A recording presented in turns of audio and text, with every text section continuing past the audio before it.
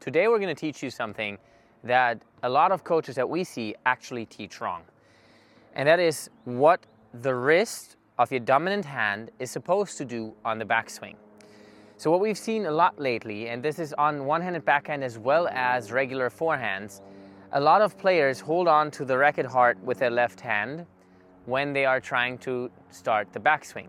Now that in and itself is not a problem, but it causes a problem for a certain amount of players. Let me show you what that problem is. Let's look at the one-handed backhand first, and I'll show you an example of a forehand. You can transfer the whole thing. It's pretty easy to understand. So whenever we do a backswing, we want that racket to move back, obviously, behind us, right?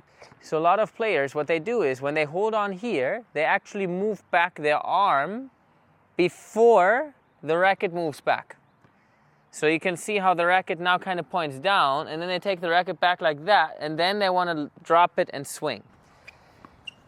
However, most people that do this, they end up doing this, and now they're late for the racket drop, and they end up hitting the ball from somewhere here and swing straight across and pull across their body.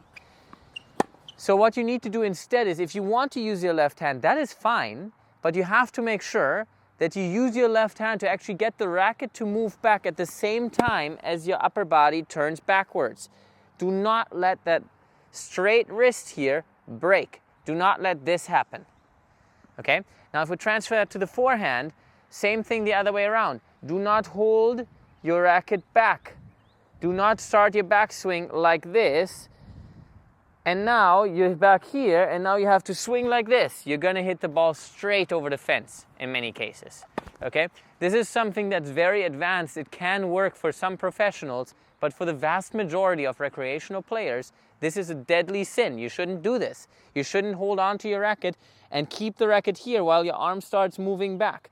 Okay? All of this makes it much more difficult to, in the end, hit a consistent shot. Because now your swing starts from here, and all of this has to happen as part of your swing.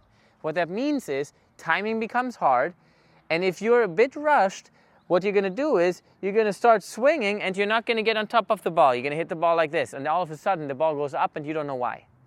Okay? So it's really important that when you take your racket back, when you do your backswing, that you let the racket move back.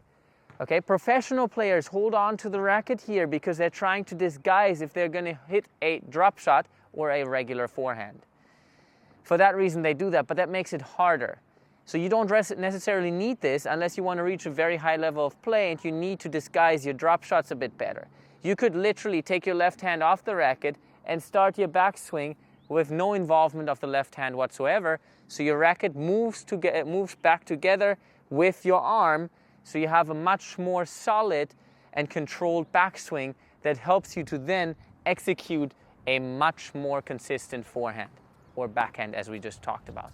So keep in mind that if your opponents hit hard shots at you, this type of technique, holding your racket back on the backswing, will create trouble for you because you're not going to have enough time from here to actually execute a proper shot, and you're going to feel rushed all the time and make a ton of mistakes.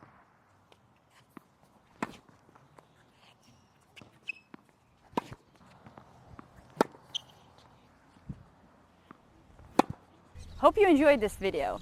Please like and subscribe, and we'll see you guys soon.